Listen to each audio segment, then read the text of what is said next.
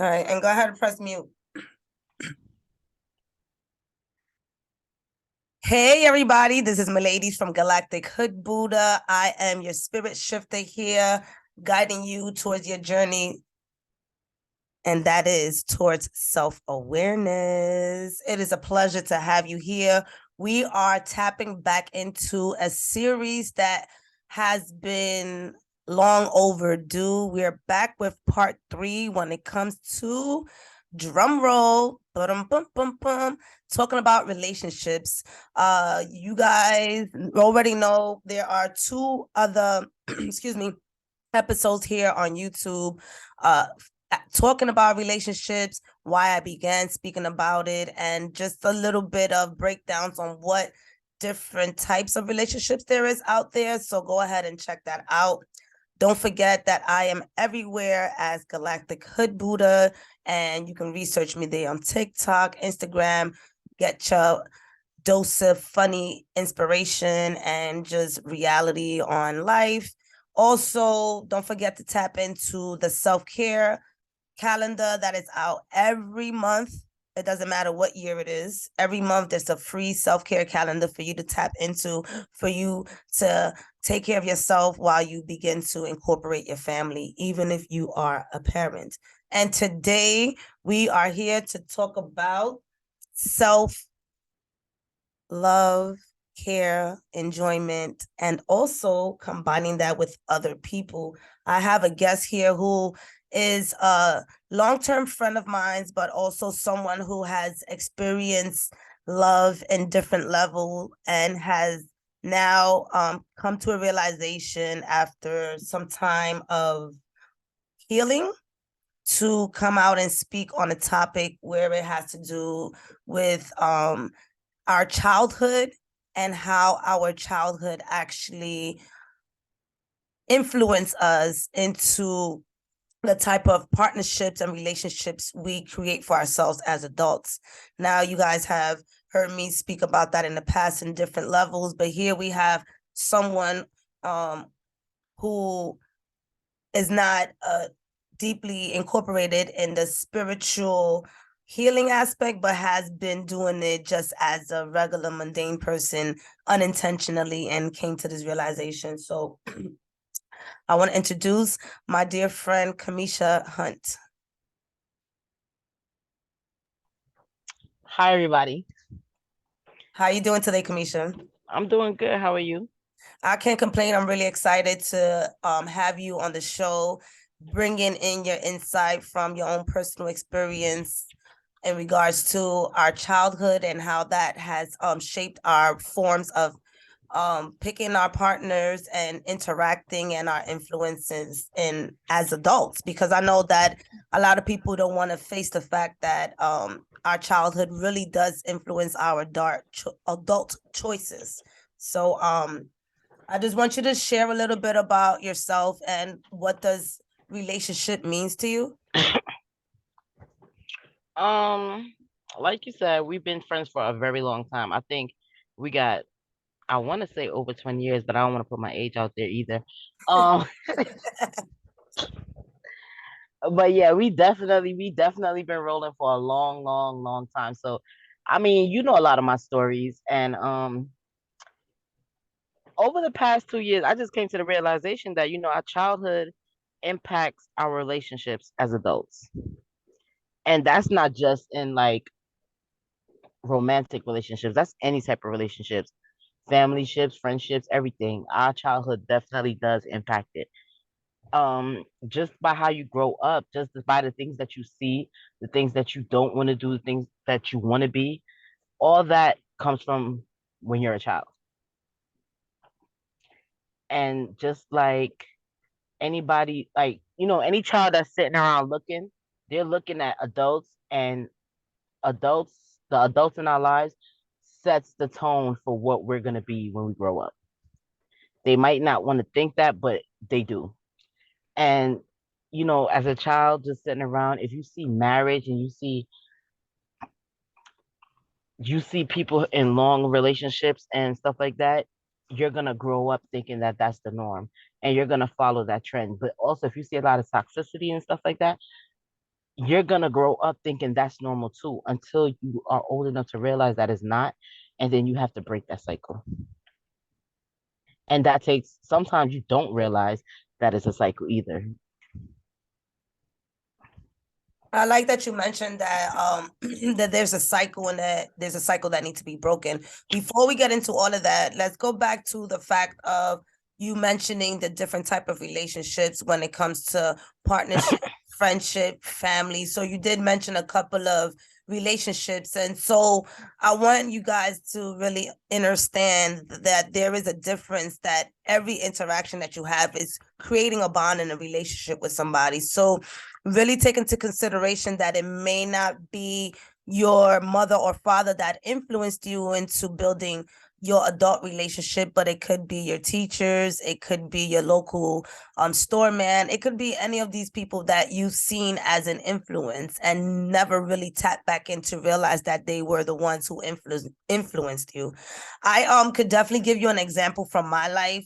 Growing up, I grew up around people who were married, people who were cheating, people who were toxic. I literally had each and every piece of those type of examples in my life. And I, as we grew up, I realized that some of my family members, what piece of that lifestyle they took, and I can literally depict who they picked it up from, including me, and the way I share my life with other people. I know who influenced me in building my love life. And I mean, I'm grateful because she did influence me to be a bit more conservative, but I still grew up in a household with family members who took a relationship in a different mindset. How about you, Kamisha?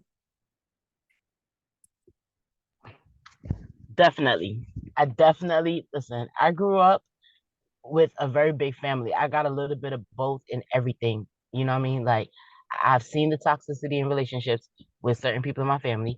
I've seen love and long lasting relationships with certain people in my family. I've seen other people's family have toxicities and stuff like that. And I'm just like, okay. You know what I'm saying? But like I said,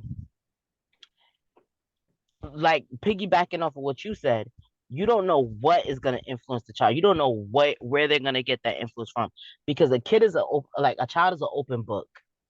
They soak up everything, and what they're exposed to is what they soak up. So it's like you said, they could get it from the store man. If they're around the store man a lot, they start to soak up what they're giving. If they're around the babysitter a lot, they soak up what the babysitter's giving. A kid is going to soak up their environment, and they might have a healthy loving relationship in the home, but outside of the home where they also are like every day, let's say you send a kid to the babysitter every day and the babysitter is toxic and the relationship the babysitter has is toxic, they're soaking that up, You're you absolutely know. right about that. And that it's major because as a parent, you're in the space of working and doing best for your child, and your child is not picking up your traits and talents when it comes to relationships. They're actually picking it up from the babysitter or the daycare center because they're there every day. That's a good point. And they probably spend more hours there, because I mean, if you're working 8 hours a day, then your child is probably at a babysitter's 8 hours a day. Now they're up, they're awake, they're in that surrounding for 8 hours. When they get home to you, it's probably, eat, spend a little time with them, and then it's bed. But for the most part of the time that they're up during the day and their eyes are open and their little minds are working, they're probably in that space with that person or those people, and they're soaking up everything that they're giving them. You see, like, if you understand where I'm going with this. So with relationships and stuff like that, a lot of people, they get into relationships as an adult and they act a certain way, and some of them are toxic and some of them are extremely loving. And Well, it's wait, just like, Kamisha, before we get into that, let's define from our perspective and our experience what toxicity is, so that way we can be able to use it in this podcast at with a broader definition, because I know that people um that word gets thrown around a lot. So what does toxicity means for you? Um, Lack of communication, lack of intimacy, um, just the negative output that you give off. To me, that's toxicity. Like just being just being a person in a space where everything you view is in a negative light. Everything you dispense out of you is negative. Okay. For me, I want to move a little bit from that perspective. I like that, and I was in that space until I realized that it's really wounded people, right? That have Mhm. not had the ability to tap into what really has hurt them from the beginning, which is our childhood, right? And it turns into attention, right? I need attention, so I'm going to create this how can I say this, either codependency or attachment to this person to create more attention towards me because I have not healed. That's how I look at it. And I know that comes from, like, obviously because I do a lot of counseling and things like that. But for the most part, when we mentioned toxicity, we mentioning people that have not found an ability to heal, which means that if you're in a toxic relationship with somebody, you're dealing with somebody who's not healing or not in the on the verge of healing, right? Right.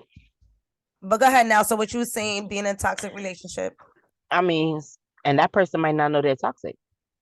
They might not think Exactly. they're toxic Exactly.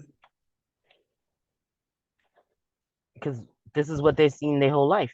So they might not know or feel like you know, what they're giving is toxic. They might think you're toxic. You're absolutely right about that. So when it comes to you and your personal experience, that for the last 2 years, I know you said you've been in the space of healing your relationships with who you have been with and things like that. Are you currently in a relationship? No. Okay. Is that by choice? Yeah. Okay, and what brought you to this choice of wanting to be not in a relationship at this current time? Okay.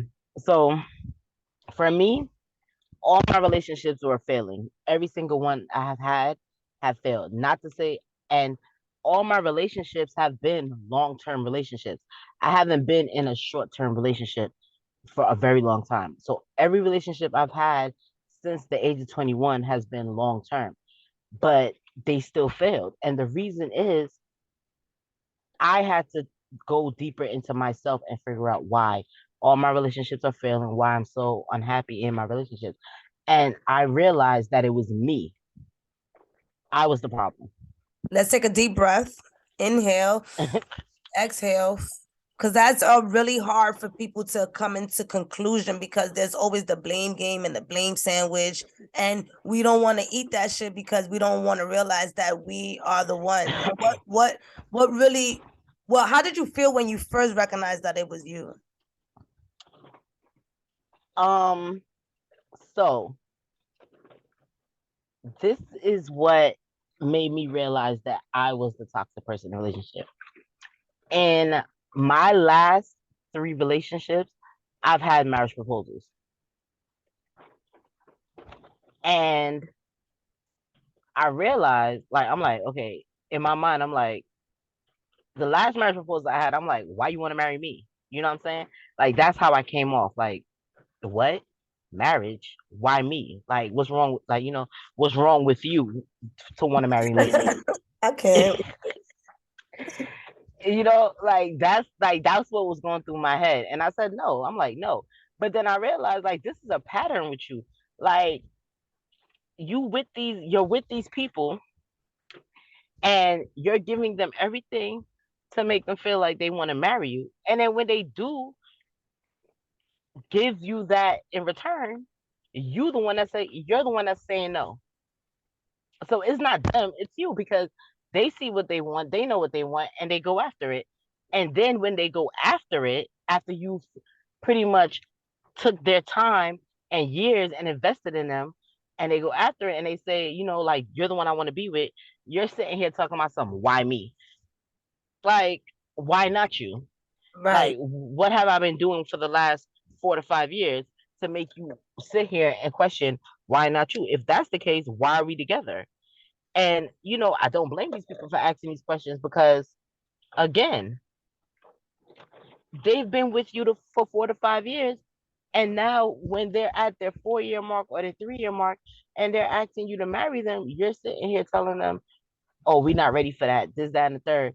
But how are we not ready for it again when they've invested these many years into you, and you've invested these many years into them, and you still saying no to marriage? Like, so if there's a no to marriage, then what are you sitting here doing with them? What, like, why are you wasting their time? Why are you wasting your time? Like, these are the questions I was asking myself. Like, why am I wasting my time, and why am I wasting this other person's time if I know at the end of the day I'm not gonna want the long term in the end? That's, So what was the answer? I mean, the answer was I had to go find myself. I had to say no, and I had to go find myself and find out what was I scared of. Are you still on that path? Yes. Okay, that's good. That's good. So, and I want to really, really give you thanks and honor your words, because it really takes deep, deep, deep understanding to be in a space of wanting to take ownership on you, part of what was invested in a relationship, because a lot of times, like I said, it's easier to dump everything on everybody else and be like, they the problem, I'm the one that's good, and things like that. Do you feel as if you like, do you kind of can you pinpoint who influenced you to question marriage? Yes. You don't have to shout them out here, but as long No, no, I'm not gonna shout them out. but as long as you were able to pinpoint it, do you feel any regrets? I do feel regrets. I do feel regrets. I feel regrets because the person that made me realize that I was the problem was not even someone that I was in a committed relationship with. It was someone that I Oh, have been dealing with for years. And when I say years, like, this person has sustained relationships that I've been in, and I've sustained relationships that they've been in, but we still had a friendship. And it just made me realize, like, how is it that I'm able to sustain a friendship with this person on this ground, but we can't move further? And we've never moved further. And the reason I came to the conclusion that it was me was because they had pretty much let me know about myself. They had to tell me about myself, which they've told me about myself several times, but I just never was listening. But the last conversation we had, they really let me have it, and they really got everything off their chest. And when they did that, it opened my eyes. Like, I might just be the problem, because how is it that this person has been able to stay around for so long, but we can't move further than what we are in? And anytime we try to move further, it's always fighting, bickering, and just bad, bad, bad. But I realize it's bad because I do not want to let this person in. I am scared of this person, because letting this person in is going to be the growth of me, if you kind of get what I'm saying. yeah, and sometimes, we honestly are not in the space to experience that growth yet, and I definitely experienced that with my relationship with my spirituality. There's times where I don't want to kind of like knock on that door or step into that relationship as of yet, because I know I'm not ready to dedicate or devote that timing or whatever it is. And if you truly know your excuse me, when you begin to really know yourself and really dig deep, when I say know yourself, I mean like you're writing journals within your, you're writing journals, you're like literally dissecting your relationships. Like, the reason why you may have came to all these realizations is because you actually took time. Most times, a lot of us are jumping from relationship to relationship without taking time for ourselves. I know I've been on a hiatus for 5 years on relationships because I know that, just like my friend here, Kamisha, I was in a space of realizing that not necessarily, I moved past blaming myself and I forgave myself because I had to experience those relationships. What the hell is going on with my voice? Hold on. But for the most part, what I did do is I began to give thanks, right? Give thanks for the experience. I began to do those things. And through that was when I realized that, okay, I'm not going to no longer blame myself for the actions that I took. What I'm going to do is like just own it, accept it, and move on, here and heal it with that perspective. Nothing is fully always healed, but the healing process of it opens up space for new experiences. And I believe that's where we're at right now, I agree. I totally agree. Because in order for you to get the healing that you need, you have to be hurt a little bit. And like I said, this person hurt me, not intentionally, but just this person developing the courage to realize that I'm not, that they can't sit around and wait for me any longer, or wait for me to get my mind right, and they have to move on. That right there was a blow to me. It was a blow to my ego. And it made me have to realize that I need to figure out what's going on.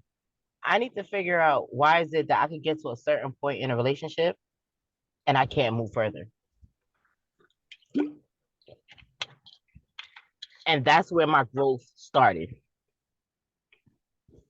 What I want to ask you as we, excuse me, end this podcast, 3 tips for people to begin their journey on healing any type of realizations when it comes to relationships. Like, what are your tips? 3 tips. It could easy tips that you took to come to your realizations. It's okay to take time. It's okay to take time for yourself. It's important that you take time for yourself. And it's okay for you to sit back and realize the flaws that you carry. Realize the baggage that you're bringing into a situation. Understand that everybody brings a little bit of baggage, but you have to first figure out what your baggage is. And I think the last tip I have is, just forgiving yourself, forgiving the people around you. And like, forgiveness goes a long way, because once you start forgiving, you start dropping off some of the baggage. Yes, I like that. And I always use this analogy because it really helps me out a lot. And it's one way that I learned to forgive is like when you're holding a hot coal in your hand and you're expecting the other person to feel the burn. And it's just like they'll never feel the burn because you're holding on to that hot coal. So the minute that you let go of that hot coal, you can easily release the pain of the heat and the scorn skin and the bleeding and all those things. So yeah, it got deep. So we end off with blood. What? Okay. But for the most part, I really truly appreciate you, Kamisha, for taking ownership and just opening up this type of conversation for people to consider and to, take a pause before you get into your next relationship. Definitely.